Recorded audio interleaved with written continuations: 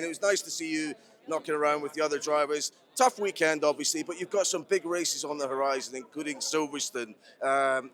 Is that already building in your mind? You know, what's this? It's on to the next one. That's got to be the attitude. Of course, yeah, it's what happened, and I regretted it at the time, and I apologize for it. But sadly, yeah, it's also racing.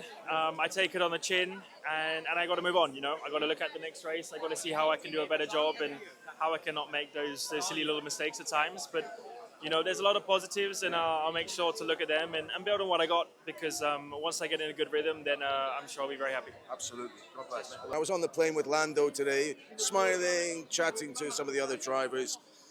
Silverstone on the horizon. Do you suspect that's a big moment for him if he's going to win the championship this year? He needs a big home Grand Prix.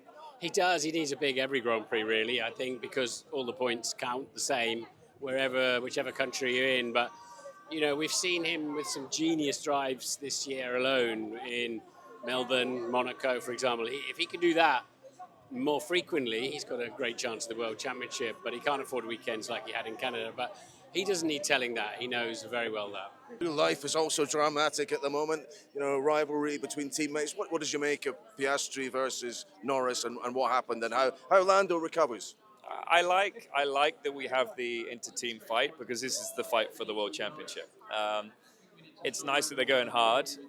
They're going to make mistakes. This is a moment in time for them that they've got to grab the bull by the horns, because you don't know when the next one's going to come, or if it'll ever come with the regulation change. So they're both fighting hard for this World Championship. Yeah, it was a mistake by Lando, but it happens. Lewis and myself crashed into each other 14 years ago on the same straight.